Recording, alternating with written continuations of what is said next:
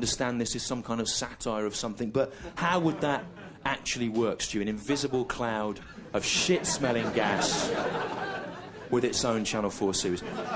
I don't know, Glasgow, I don't know. But what I say to you is, could an invisible cloud of shit-smelling gas with its own Channel 4 series be any less funny than the Friday Night Project?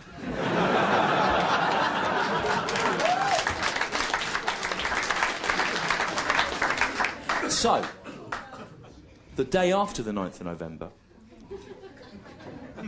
which is the 9th of December, 912,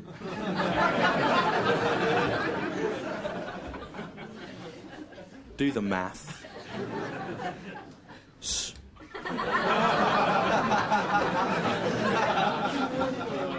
I flew back from Spain to Heathrow Airport. I got a minicab from Heathrow Airport to Stoke Newington, Hackney, North East London, where I live. And on the way, I had to go past the Finsbury Park Mosque, which you'll know, if you read the news, is the kind of hotbed of Muslim radicalism in Britain, run by Abu Hamza until recently. That's the guy who has an eye patch and hooks for hands. An eye patch and hooks for hands. That's not a good look for a religious leader.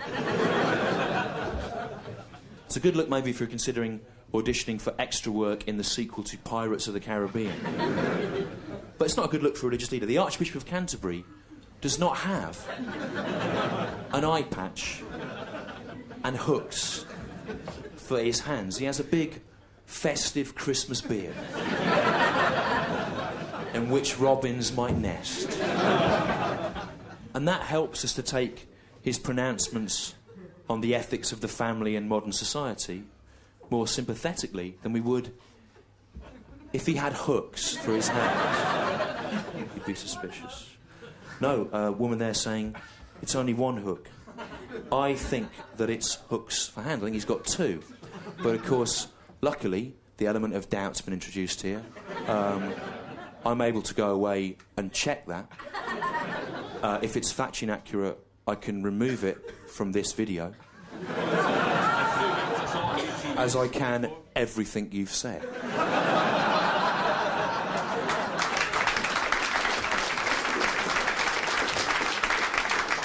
So it'll just look like a 60-minute stream of uninterrupted success. Although, ironically, I may consider leaving this part in to give the illusion of it being a genuine event.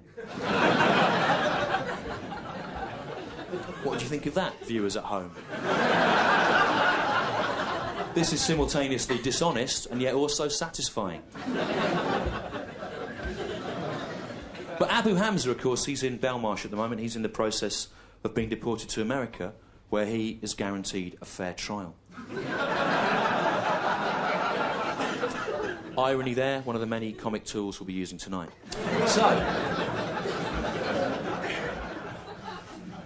So I was driving past the Finsbury Park Mosque on the 9th of December, the day after the 9th of November, and it was all kicking off outside. There's Muslim demonstrators on one side of the street complaining about the reprisals they've suffered, police in the middle trying to keep order, and on the other side of the Seven Sisters Road, British National Party members standing near the Arsenal shop, their spiritual home. And they're shouting out, "Send them back! Send the Muslims back to where they came from! Bradford, Wood Green, Leeds, Liverpool, Manchester, Birmingham, and other British industrial cities which required cheap labour in the 1960s and 70s.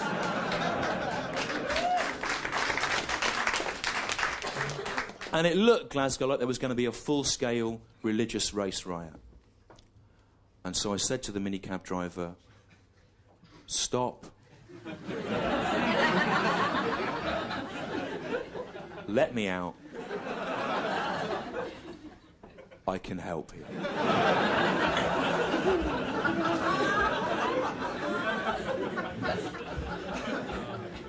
And I got out of the minicab, I pushed through the British National Party blokes, I pushed through the police line, I pushed through the Muslim demonstrators, I ran into the mosque, some guy tried to get me to take my shoes off, I don't know what it was about, there wasn't time, I carried on through. It was a nice, hospitable gesture, but it was ill-timed. And I ran up the prayer tower to the minaret, where the call to prayer is broadcast out to the faithful of North London. And I snatched the little microphone out of the stand there, and I pulled down my underpants, and I shoved it up my anus. And with a concerted effort of mental and physical willpower, I farted into it. But on that occasion, it didn't really help.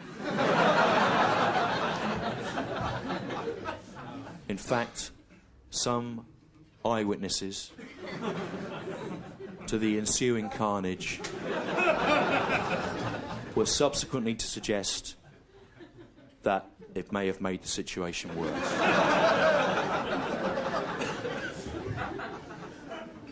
And my heartfelt message of peace and goodwill to all men was misunderstood. Although I take some comfort in the fact that a similar thing often happened to Jesus.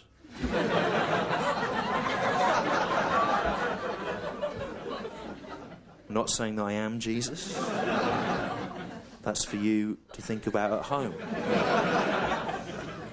But if I was him, this is the kind of place I would come, isn't it? A simple, humble place, not the Glasgow Empire I would come in.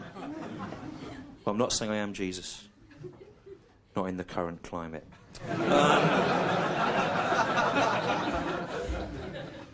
But I think there's a kind of European kind of smugness where we look at America's kind of hysterical overreaction to the events of the 9th of November and we go, thanks for that, America, thanks. You've set us off on a course of the destruction of world civilization as we know it. Thanks for that. Thanks. But you mustn't hate the Americans, right? America is currently the most hated country in the world. Americans don't know that. They don't read or watch news.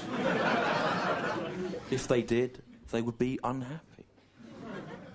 Osama bin Laden flew planes into the World Trade Center. It was a waste of time. If he'd really wanted to hit America hard where it hurts, he should have carpet-bombed the country with a weapon that Americans would never be able to understand. World Geography examination papers. Shops which don't have the word barn in their name. And the metaphysical concept of shame. But you mustn't hate the Americans. Don't hate them, Glasgow. Americans live in a kind of state of ignorant prelapsarian bliss. They don't know what's going on. And because of that, it can be very relaxing to go to America and watch them. If you go to America and you look at Americans in their natural habitat, the theme park, the shopping mall, the race riot, the high school massacre.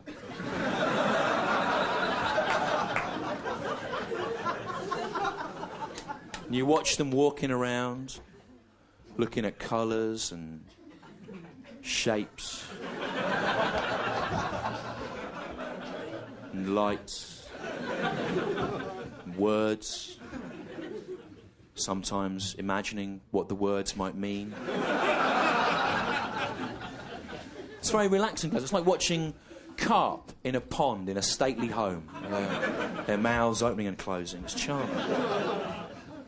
But you mustn't hate the Americans. They're not a naturally curious people. Most Americans do not own passports. They're not a naturally curious people. If you were to lock an American for 60 years in an empty underground bunker which contained nothing except a woolly tea cosy, the American would not even be curious enough to be tempted to see if the tea cosy would make a serviceable hat.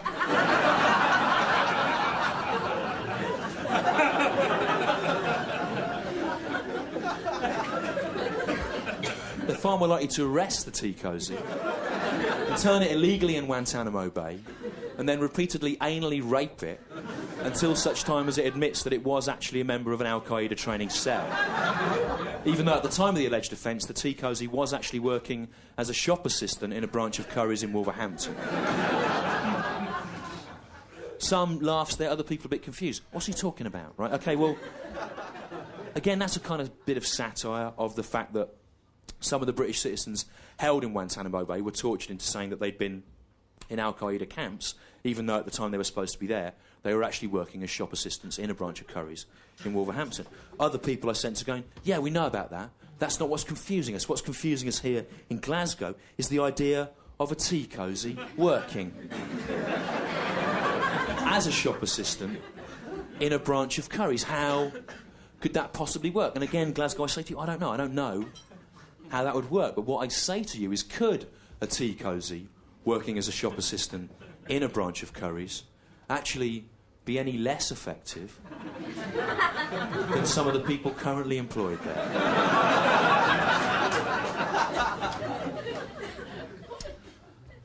Hello, I don't know if you can help me. I'm interested in buying one of those iPods. I'm sorry, sir. I won't be able to help you on account of the fact that I am fashioned entirely from colourful wool.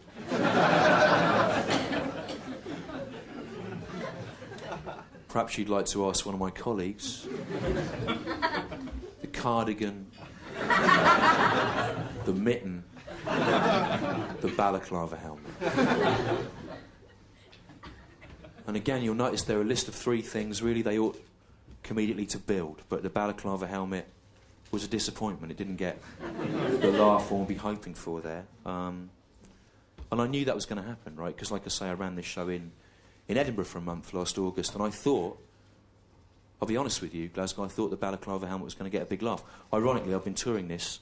The only place the balaclava helmet did get a big laugh was in Aldershot, which is a military town, so they probably have a different kind of relationship with it. But on the whole, people don't find it funny. And I was confused, because for me, the balaclava helmet is one of those inherently absurd items. I thought it would be a good topper there, but it never worked. So the first kind of week of the run, the month run, I kept swapping the order around. I was going, perhaps you'd like to talk to one of my colleagues, the balaclava helmet, mitten, cardigan, balaclava helmet, mitten, whatever. And after a week, still nothing. Well, it never got any laughs. Then after about 10 days, one of my friends in the audience, the actor Kevin Eldon, who you may remember from Channel 4's Packing 'Em In the early 90s, his best, the best work he did. And I said to him, why do you think that isn't working? And he said, well, the problem is, all the items in your list are made of wool. And the tea cosy has already said to the customer that it won't be able to help him on account of the fact that it is made from wool. So for the tea cosy to suggest to the customer that he seeks assistance from other exclusively woolen items, you know, it simply adds insult to injury. It makes the situation worse. So I said, yeah, I never thought of that. You know, what should I